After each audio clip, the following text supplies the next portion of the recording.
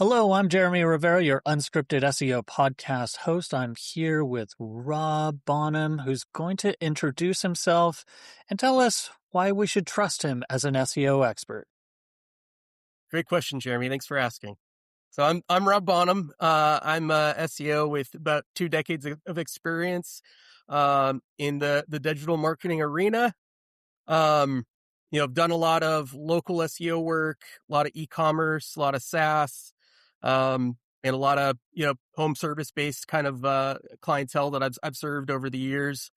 Right now, I am working very closely as an advisor to several different startups, and also a fractional SEO manager / director for a few different agencies. So, thanks, Jeremy, for giving me the opportunity to talk with you. I'm in that same category of 20 years. I'm curious what your perspective is on the SEO game at the moment compared to when you started. It feels like the pre-Panda Penguin days of Wild West SEO. Now that we have AI to contend with and for better or worse, try to use that to our advantage. I think there's a lot of SEOs that, are, I think, not as well versed in understanding of, how AI is particularly changing the game and, what things are staying the same, what things do need to be approached a little differently. So I think we're kind of at this next, I don't know if you want to call it SEO 3.0 or 4.0, whatever you want to label it, but we're at a very interesting crossroads where, there was a time, the early days of our careers where you could do blog comment posting and get some SEO value out of that. You could do social bookmarking and get your site on Dig and get some traction there. Over time, that became, watered down, spammy, less than desirable tactics. And I think we're starting to see the same thing because where it used to be able to have your proverbial low hanging fruit in, doing work manually, fixing meta descriptions, title tags, that sort of thing. Now we're approaching, or we're in this agentic age where we have, AI and, AI related workflows to do that low level work that, includes, of course, human intervention and oversight to make sure it's being, accurate and truthful. But, that's not where SEOs are going to be spending their time moving forward. Which in a lot of regards, I'm very grateful for, because I want to be more steeped in, working on strategy and working on, overarching, digital marketing integrated campaigns that aren't just, okay, well, let's focus on knocking out 100 page titles this month for this client. That's no longer the way that SEO can be approached and be effective anymore. Well, I mean, because now you can go into Claude Code, connect WordPress through a REST API and say, hey, I want you to use SEO best practices and give title tags to update all of the title tags, give meta descriptions, and it's going to run and be done in a few minutes. I remember I had multiple different SEO agencies subcontract me out and pay me for hours and hours of hand, editing, title tags again and meta descriptions. I too am grateful for that. I do think there's a bit of an unlock there as far as our time, and we can multiply our reach that much better. But it also means that, leveraging AI functionality and scale of implementation is now table stakes. What is the over-under of, managing that superpower as an SEO consultant? Because I've got my, concrete wall guy down in Florida just literally came up with like 100 pages. It's a custom concrete wall, page for every single city that they service. Uh-huh. And while on the one hand, there, it's like, oh, there was like an attempt to like, do a little bit more and have, different things. But uh, I also had to give feedback of like, okay, I get the idea of what you want to do, but, it's pulling like just random pictures of concrete walls. I don't think that's like the best, there's like, Yep. you can't do it raw, but the power is there. Oh, I just listened to this TikTok where somebody was like, there's this, um, what was it? It was like your client went into a fugue state with their Claude or their GPT and just like sent you 40 page documents of, I want to do this. And it's like they're replacing expertise with volume. And they're Mm-hmm. like, like, oh, I got it. Like, I'm an expert now. And, as you're looking at it from an actual like expert's perspective, you're like, no, notionally it's good, but it's not founded in anything, and it's not Yep. based off your actual user database of like interviews. It's not truly anything with information gain. Yep. It's just a whole lot more of a not great idea. Yeah. Oh, absolutely. And this is I think this is the kind of the sticking point for the industry right now is that, with much power comes much responsibility, right? Like, so, if just because you can publish, 100 city specific, pages for your concrete pouring business, should you? Probably not. Probably not going to be the wisest idea. I mean, and it's probably going to be a lot of, AI at its essence is typically regurgitating what it can find from other websites. That's how it compiles answers. So, yeah, and that's why I think that as SEOs, we are stewards of the AI, because the thing is that if you don't know how to use the tools appropriately, you could get your website in a world of hurt. You might, Mhm. over a month we got, all these users. Well, the thing is half those users might be bots, and the other half are probably, you know, on the page for 5 seconds or less and bouncing.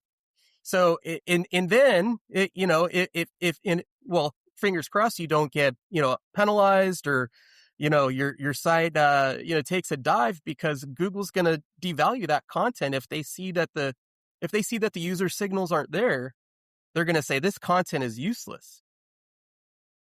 Yeah, there's a whole lot of the AI bros graphs that look like this, but then you stretch out the time horizon and it's boom. Like, yeah, duh, duh. But that's like the long view, that SEOs are accustomed to taking. Like, it's the downside. We're not the ad guys, and we can't drive immediate results necessarily unless it's coupled with some other kickoff campaign. Like, I was part of a launch of a pretty big, you know, energy project, and I was like, oh my God, if only every one of my sites could go out with links from LA Times, with links from New York Times, from Washington Post, but no, usually it's like, oh, I got a link from the Cookville Gazette Yep, with exactly. the Which, I mean, opening of the site. sometimes it's baby steps, right? I mean, it's the Cookville Gazette today. It could be New York Times in a couple years. Who knows? Who knows? But the point of that being like, almost very few of my SEO projects have ever released with that level of, trust and authority being transferred. Usually it's like, I got to do the rounds and got to scrounge and look for opportunities to get offsite and to build things. But I think that's the moment right now, isn't it? we are getting to SEO that goes further. Maybe it's again, but again goes further than itself. And the website isn't the end all be all, it's the end, and certainly optimize it, but a lot more offsite work. Yeah. Yep, for sure. And also as someone who's spent over half my career in agencies, I will say that agencies are at a um, precarious position right now. And we're seeing some clients starting to abandon their agencies because they're thinking, oh well, I don't need to be paying the $10K a month for my agency. I can just use my in-house guys, and they can just use AI, and we could get more done. But think about the strategy behind that, and think about what pitfalls you may not be aware of before you pull your agency, because it might be super enticing to publish that 50 pages in a month or 100 pages in a month, but think about how that will be perceived by not only you know LLM bots, search engine bots, but perceived by the users too. Because if they start going through your website and they start seeing this low value content, or Hmm. even worse, the client sees it Yeah. and they start noticing that it's just spun and respun, drivel for across all these pages, you're going to work yourself into a hole. And you might be looking like a hero for maybe a month, a few months, who knows, maybe 6 months out. But as soon as that site starts to tank, and it surely will after a period, then they're going to start looking at their agency sideways, and looking at potentially parting with them. So it's very, very paramount to the success of agencies right now to not go absolutely nuts, Yeah. but use AI as a tool, but cautiously and with human intervention, so that you can still produce quality deliverables, blog posts, on-page changes, whatever it is, Yeah. in a way that is actually adding value instead of just perceived value of, oh, they knocked out 5 blog posts for me this month. Yeah, the old SEO package of, well, we're publishing 4 articles and we got you 4 backlinks and we spent 4 minutes looking at your GSC data. That's not going to fly anymore. Mm-hmm. Um, it's also, a time. It occurs to me that it's dangerous as a time because a lot of what business owners were turning to agencies for was not knowledge necessarily how to do something, but what not to do. And Mm-hmm. we're in a moment where there's all of these new things that we need to do that are Yep. getting folded in. It's a yes and, at the core of a lot of LLM optimization, it's still SEO. But Yep. as I was talking to Patrick Stocks a few days ago, like if you think that most companies have enough SEOs on payroll to change the opinion of the internet, you're wrong. Most people are not, they're understaffed already in SEO firepower. Mm-hmm. So it's yes, LLMs and SEO overlap, but there's such a broader, wider domain of new stuff, new aspects, new tools, and some of it's BS and some of it is overblown. Like, Mm-hmm. do we really need the 530-second, citation checker? No, Right. dude, we don't really need that. And, it was it's a nice thing to kind of add ish, but none of these channels are really uh going to black box themselves. Yep. They're not going to open up the data in a significant way. You can get bits and pieces here and there. Microsoft Clarity will give Mm-hmm. you Copilot information for citations.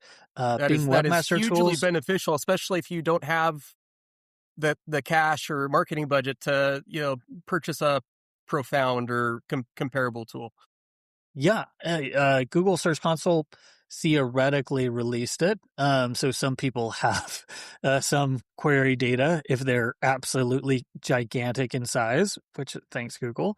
Mm-hmm. Bing Webmaster Tools gives you some citation data, but there's an inherent problem of turning to Profound or others, which is, in my opinion, you don't ever you nearly don't ever get exactly the same thing out of LLMs that every time. So, yeah, there is something that can kind of signal that it kind of sort of knows something, but how much of that is the monkey chasing its own tail? How much of that is the dragon eating its own tail? Okay, Yep. if you prompt it in your session and you ask these query fan out things about yourself, Mm-hmm. it within your singular microcosm, you'll get in your singular chat a much more complete picture, but how much of that is actually ingested upwards? Unknown. Yep. Um, and how much of that, like you can kind of tell-ish that it's returning things. Like, are you in the knowledge database set that it's pulling from the start, or is it just going out to Google and pulling results from there? Mm-hmm. Well, Mm-hmm. yeah, you can kind of maybe sort of tell-ish. Not Yeah. really. It's a black box. It's Yeah. so like there's, At best, it's directional, right? Like, yeah, I think it was yeah, Rand Fishkin from Moz fame, now SparkToro. He actually did a study of something like 80% of the time you're getting different results whenever you're putting in a new whenever you're running an LLM query. It's like, yes, yeah. that's exactly what I'm talking about. So if it's only repeating itself 20% of the time, then I mean, being including it in the data set is kind of good, but also not guaranteed, or kind of fundamentally the way that we think about that needs to shift. It's Yep. it's because we got greedy. There was a moment where we were better than PR. We were better than newspapers because we had full attribution. And we know we did these links and we got these rankings and it sent this many people for this keyword and they converted and boom. Then Google came along and said, not provided. Boom. That was step one. Mm-hmm. Then you might have noticed Google Search Console, you'll have 400 clicks. It'll tell you your little table down there. They think you can't do math. That little table full of clicks for your queries, that ain't 400 clicks worth of information. If you're lucky, maybe 60%. Maybe. I have Yeah. one, ironically, a ranking blog post about how Google Search Console data isn't reliable. Guess how many of those 50 clicks I have query data for? 5. Four. Four. I wasn't far off. Yeah. Yeah. Ironically, they're just proving my point. Yep. Google Yep. Search Console's not data is not reliable, especially when you're pointing out how not reliable it is. Yeah. But I'll go on the pages report and be like, oh, okay, each one of these pages has 200, 300 clicks. Then I go drill down, take a look at a query report for that URL.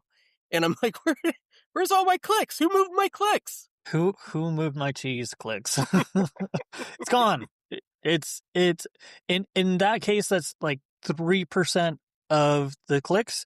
You would actually be better served of randomly choosing rather than using a 3% to determine any sort of directionality. Yep. So we've become untied from these ideas of attribution. So in a post-attribution world, how do you make the argument that you deserve to be paid? Excellent question. So, you know, I honestly think it's a matter of telling the right story, right? I mean, and I'm not talking about being manipulative, but using data to your benefit to show how you might impact things or how you have impacted things.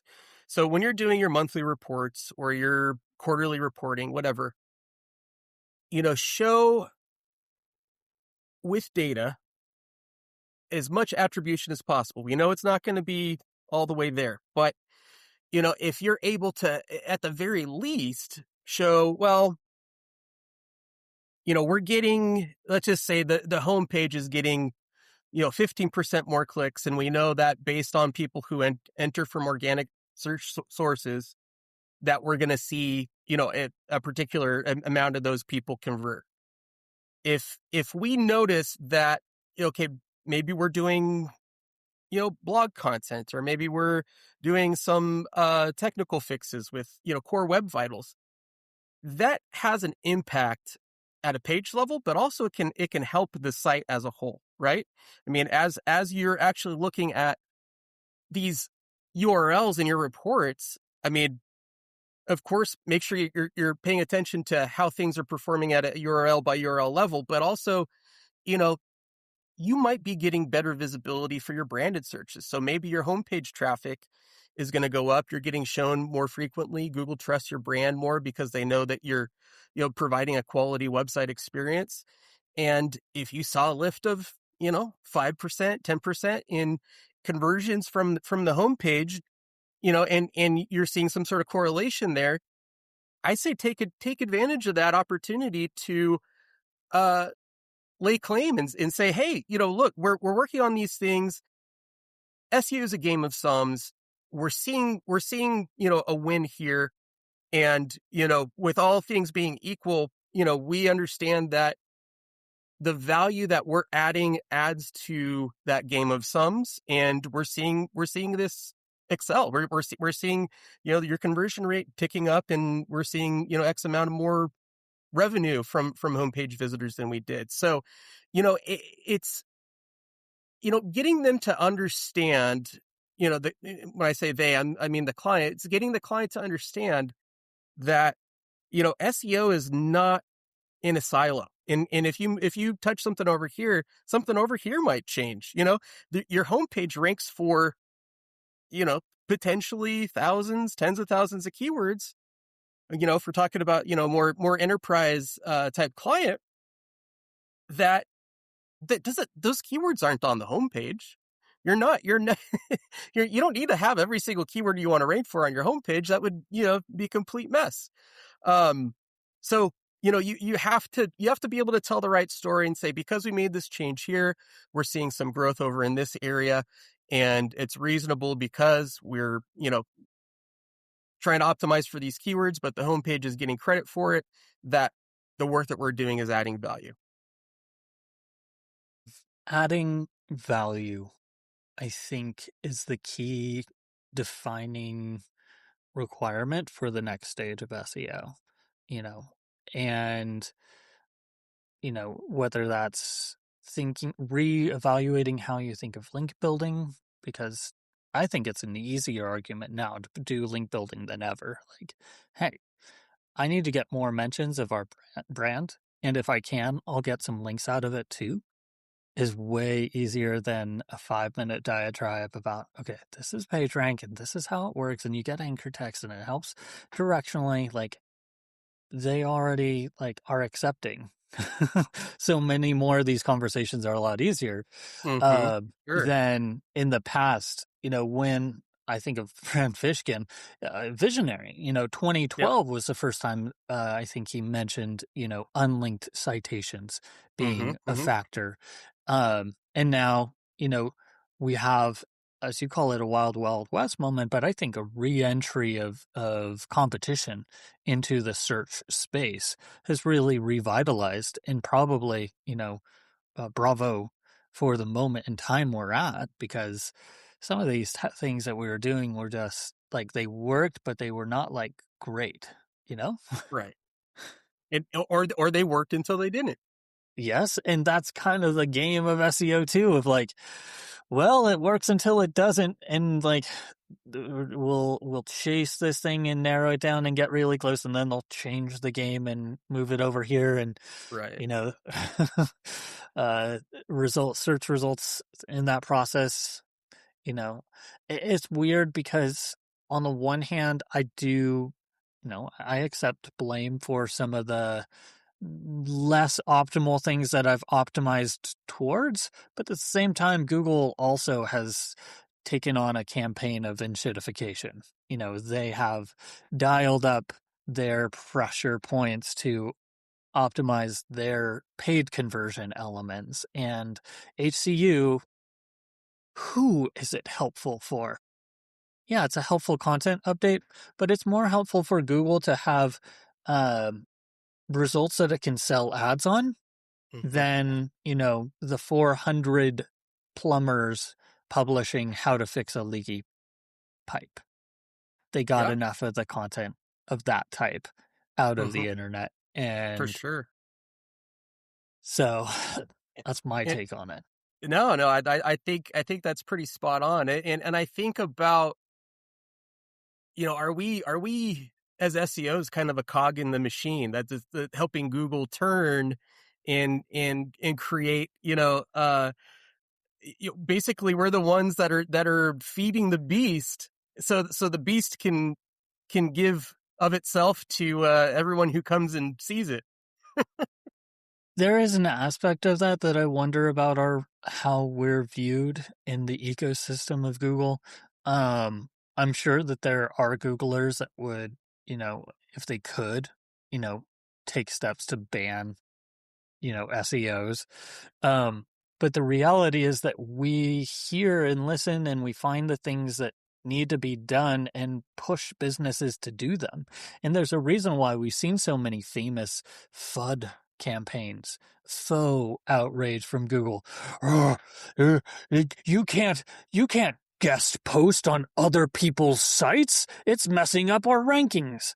Wait, what? I can't reach out to another different brand and show off my subject matter expertise somewhere else because you're saying that's manipulative? Well, so I should never talk to a journalist. I should never, seek visibility elsewhere. What? And then you look at it and they chose Ann Smarty was the big one. They hit her, almost nobody else. But hitting her was enough to put fear into everybody. Oh, watch out for that guest posting and pulling back, because they didn't actually have a technical fix to figure out or sort out, well, what are paid guest posts, or what are, how are they finding these guest posts, and what's spammy? And they're like, well, we're not going to figure that out. Instead, we'll just scare them. Well, and then they threw the UGC link attribution on there, and what's the other for affiliate too. So like they're like, well, tell us, please give us a hint so we know, because it kind of shows you that they don't know, right? Like, yeah, it's funny because they're like, no follows, just a hint, a hint that will negate the value 60% of the time. It works every time, but right. But also, you need to do it because otherwise you're exploiting us and we can't tell what's trustworthy or not. By the way, if you're selling links, please apply this special designator so we can identify it. Why? Why would I help you not help me? Yeah. It's very funny. That's I don't know. Sometimes it feels like Google's like trying to like pull one over on us or be clever. I'm not sure where their head's at, but it's fun. It's a love-hate relationship, and as SEOs, we understand that more and more the older we get.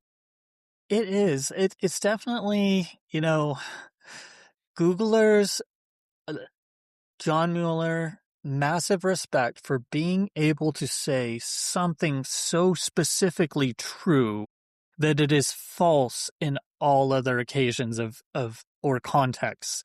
And part of it's our own, the naive SEOs, the newbie SEOs, just looking for crumbs that will credibly take anything and try to take anything that they say and smash it and apply it to literally anything else. So on the one hand, I'm like, yes, organic CTR from browsers. We don't use browser click data as a ranking factor. Well, we know now that that's absolutely fundamentally true, but also fundamentally false. They don't use it as a ranking factor. It's the whole freaking ranking system. It's 1/3 of the reason that you get traffic is the behavior signals that they've been mining, because they figured out, oh, hey, we've got 1/4 of the world one half of the world using Chrome now and not even thinking about it. And we can see everything they're doing, everything they're clicking on and bouncing back on. We have the data to say whether or not the site sucks. Gosh, gee, should we not use that for some unknown, unlegally specified reason? Yeah, Yeah. no, they were using it the whole time. They just said that they weren't using it in a way that, if you didn't understand the way that they use words, sounds like they were a denial. But they very, very good at saying nothing so specifically eloquently. It makes you wonder, are they using AI to come up with these crazy cockamamie answers? I don't from maybe now, but at the time it comes from like a deep, complex understanding of the specific nuances of things to be able to elide. That's a new vocabulary word. Yeah. Elide so eloquently. Um, you know, correctly saying something in a deceptive manner that can't really be called out because it's so eloquently done. Yep, for sure. Well, at the Um, very least, I'm sure thinking they're probably running it past legal, because it's with the that's GDPR true. stuff, it's getting a little harder for them to skirt the details. They have a whole lot of profit to push around to be able to say those things, but you're right that I think there is less and less space to maneuver. Um, I'm curious, what are some of the niches that you've been working on? Anything new or different, or something old coming back that's working again? Yeah, well, the biggest thing right now, and you brought it up earlier, is the like unlinked mentions, getting visibility on other third party publications and marketplace sites is more important than ever. Because I mean, if you're asking for who's the best plumber near me, well, Google's gonna first look at their GBP, what do the reviews look like there, and then we'll start looking at other sources. And it's going to look at Yelp. It's going to look at maybe like a Home Advisor, or other places where that plumber might have listings across the web, and they can get a reasonable understanding of what's this individual, is this individual trustworthy, and are they trustworthy enough compared to their competitors for us to promote them at the top, above those other individuals. So, there's been this crazy debate, during the entire tenure of my career. Is like, okay, link building, is it valuable? Is it not? Can you get away with not doing it? Well, yeah, you could get away with not really investing too much in link building, but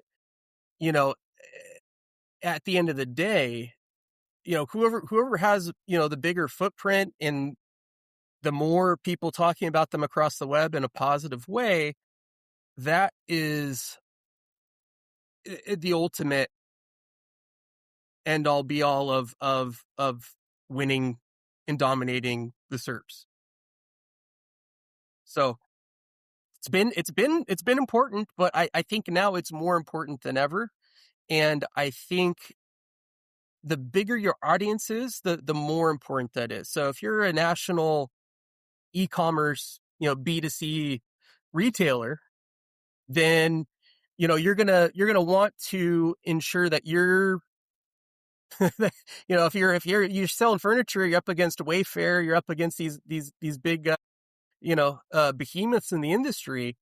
You're going to want to make sure that you are standing out and positively in some way, shape, or form, that someone will want to come and choose you over, $1 trillion enterprise. Yeah.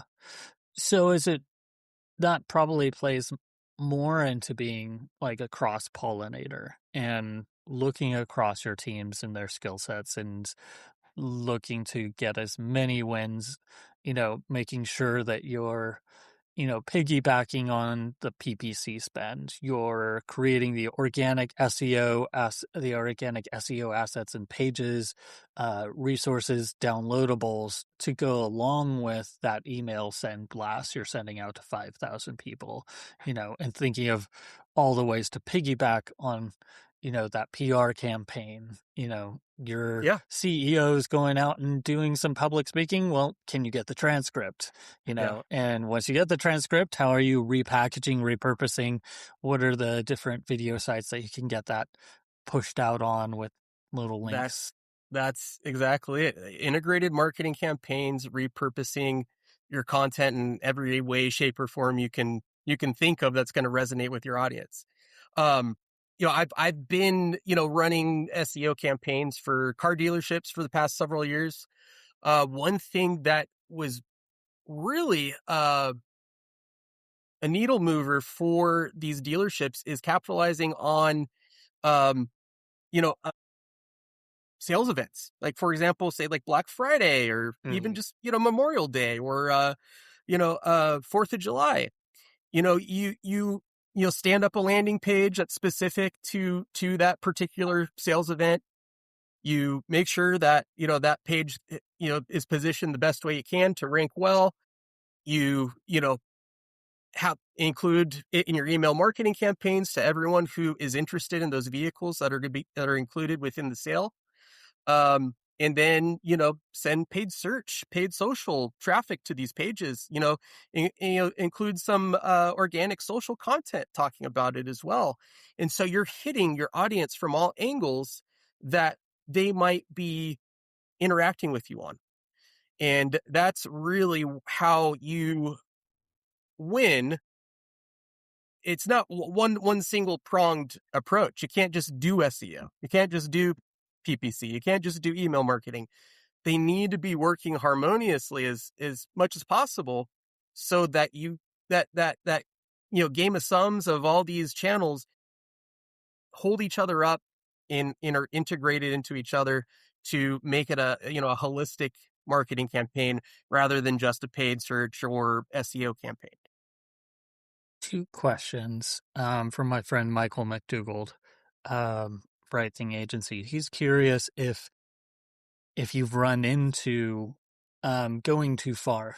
We have a number of different options for building links. There's PressWiz from Charles Float. There's reciprocal link exchange platforms. I think it's Karma Link. There's helping SEO out. Several different platforms out there. What are there any guardrails left outside of like Fiverr? I think anytime buying Fiverr links is still a bad idea. Although I have to put in a caveat of I saw it work. Like I did a consult with a guy and he had a product selling banana hammocks for men. Okay. And like he had a banana hammock page and he bought 400 comment spam links, and the darn thing had nothing else, had never been optimized in any other way, shape, or form, but it ranked better because it had anchor text links related to banana hammocks for men. So I use that as a cautionary tale of like, okay, so we can see that works, but I can't guarantee how long that is going to work that way. Uh-huh. Let's get some good links and use that same concept. But, so I have the unfortunate experience of seeing what was a totally spammy tactic that definitely worked and you didn't think it should. That's one of them. But it's also, I know that there are things that are triggering penalties. There are things that are, in the system that'll get you flagged and booted. Mm-hmm. Where are those red lines that you've run into or you've observed in a consultancy of like, hey, somebody ran into this flagpole?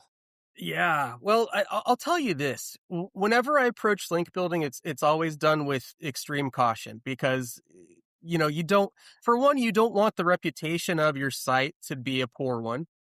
And two, you don't want to get penalized if go crazy and you're getting links from every place you can. So, with that being said, I'm very choosy with, how I acquire links. So like I've knock on wood, never have had a challenge where I'm like trying to recover from like a penalty.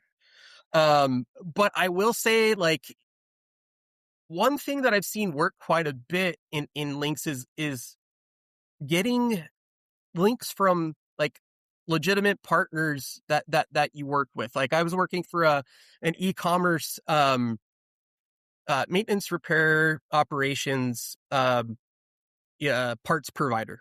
So they worked with a lot of hotels, worked with apartment complexes, that sort of thing. And so, we carried, hundreds of brands and those brands have, store locators and, or, at least we didn't have physical stores since we were e-commerce, but, we could be included in, oh, hey, here's a site that carries our product because we're not an e-commerce site. We are not selling to the public. So we would get links from these partners, our suppliers, and it worked tremendously well. And it was very easy. Typically, good link building is not very easy. It's tedious. It requires a lot of outreach. But I thought that was something that was, kind of an easy win that I was like, oh shoot, these are it's like shooting fish in a barrel, but we're still getting, great results and improving our authority. And it's, we're not doing anything bad. We're not paying for these links. We're not twisting their arm. We're just saying, hey, we have something that's going to be important to your business. You might want to use us so we can, kind of help each other grow. It's always astonishing to me how little businesses think about their site, but then turn around and want so much out of their site. Like it's supposed to do everything, but you give it nearly nothing. Or maybe it's because it seems like it's so difficult to get stuff onto it that it's like, oh, I put my name on it. Isn't that enough? I have a website. Isn't that enough? Like, no, like, and it's not just like your own site. It's like, did you get your site listed on your partners? Yes or no? Like, Mm-hmm. oh, you did, Yeah. like, you donated $50 million to charity. Did you at least get a followed link out of it from somewhere? No? Or Okay, can we? did you even get a press release out about it? Yeah, did you get a press? Oh, yeah. Like, there's been so many things where I've seen of like, you didn't get any juice. You didn't squeeze you didn't squeeze for that juice. Yeah. Yeah. And you know what? It's funny. I mean, I've probably experienced this in any, medium to large organization that I've worked for or with is like, I'll come across something like some sort of mention or like a press release of something cool that the brand or organization I'm working for did. And I never heard about it. And I think I think that's the biggest issue that I have is the disconnected communication with the SEO department. And I think they don't realize, whether it's the Marcom team or if it's a social media manager, whoever's doing it, they don't realize what kind of impact they can have outside of just their position alone in getting that, press release or whatever it is, published and out the door.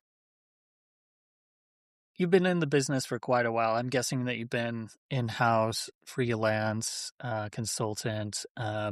So this comes from Patrick Stocks, and I'm going to give you a chance to pass on a head scratcher or a question for the next SEO guest, something you're having a challenge. But he's wondering if you're going independent as an SEO consultant, what goes into the contract? How do you price the retainer, and how do you filter out the tire kickers who just want a free SEO audit?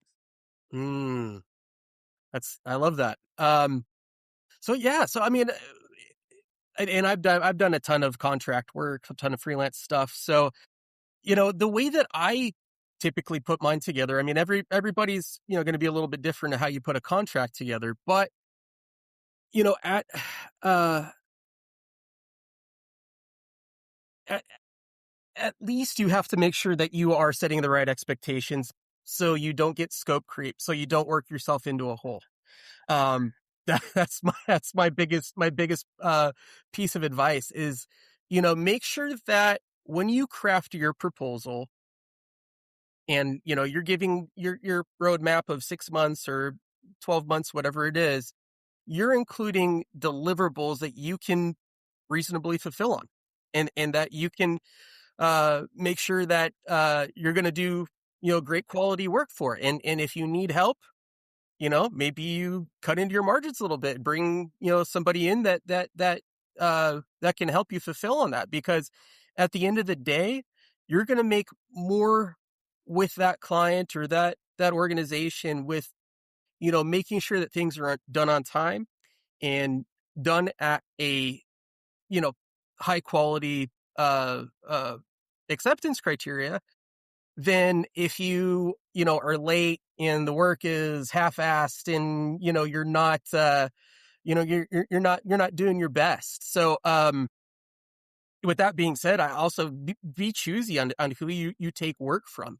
If you're not going to feel passionate about that work, or you don't have the bandwidth, maybe you're maxed out. You already have enough clients, make sure you're not, hamstringing yourself in a way that is gonna put you and the client both in a bad position. Cause that's a terrible thing. I mean, I'll be perfectly honest with everyone watching this, and you, Jeremy, like, that's happened to me before in my career earlier on.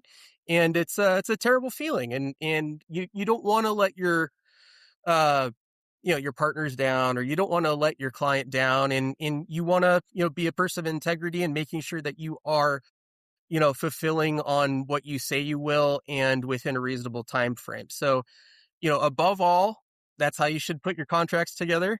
Um, and then as far as, sorry, there was a second part of that question, wasn't there, Jeremy? That was, Yeah, what goes into the contract? How do you price the retainer, and how do you filter out tire kickers when you're trying to, land new clients? And also, if you want to speak to that, of like, what's the game right now of actually getting work as a freelance SEO consultant? yeah, for sure. So as far as pricing goes, don't sell yourself short. Make sure that you are, whether it's hourly or whether you're doing a monthly, retainer price point, um, make sure that it makes sense for you, like, for, your tenure in the industry. If you're brand new, you're trying to, get your feet wet, you probably want to charge a little less. If you've been in the industry 10, 15 plus years, you can charge a little bit more. Um, Make sure it makes sense for you, but also make sure it makes sense for the client too. You don't want to, clients don't want to feel like they're getting ripped off, and you don't want to feel like you're ripping yourself off.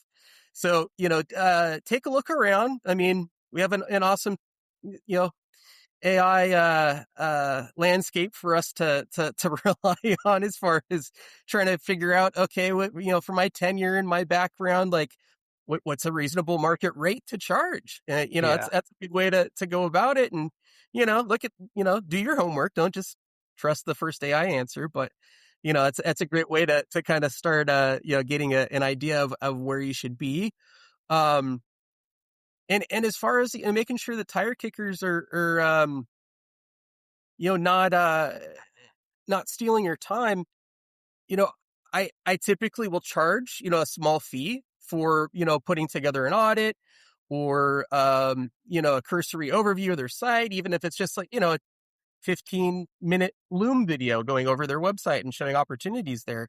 Maybe it's not a ton. Maybe you're charging, hey, I'll do this Loom video for $50. I'll give you a few, full overview of a cursory overview of, what can be done in this 15-minute video, but it could be, really, helpful to your business. And I could be the one that helps you champion these, items and improve your site. Or if you want, you could take that and, do whatever you want. But, it shows that your time is valuable. And it also shows that, you're both working in good faith, right? Like, okay, we know this guy's going to do, what he says he's going to do. So make sure whatever you're charging for, whether it's an audit or the, Loom video, whatever, make sure that you get it done in time and make sure it's is inclusive of everything that you stated it was, up front. So, it's a great way to earn that trust and to, establish a working relationship quickly and show that you are capable of what you say you are and that you can actually fulfill too. And don't forget that having a higher price point in and of itself can be a justification for having a higher price point. The perception of the quality of the work of what they are expecting to get out, if you race yourself to the bottom of the barrel, you can 100% screw yourself out of a magnificent payday. Forget the imposter syndrome. Put it out there, and you know what? If you charged 300% more than you were going to, but you got 3 less contracts, well, you're still doing the same amount of work, but you're getting paid, 3 times as much. Yeah. You lost those 2 opportunities, but it's better at the end of the day. But Yep. at the same time, that's in balance of don't price yourself out of a market. But I think with the cognitive load, cognitive expertise aspect, that's what you got to play your strength to of, hey, I'm here in this role to be the inspector detector, to figure out what buttons not to push and, to play that role for your team. I'm bringing a particular set of skills. So, you don't want to come to the table and be like, yes, I am the fabulous art thief.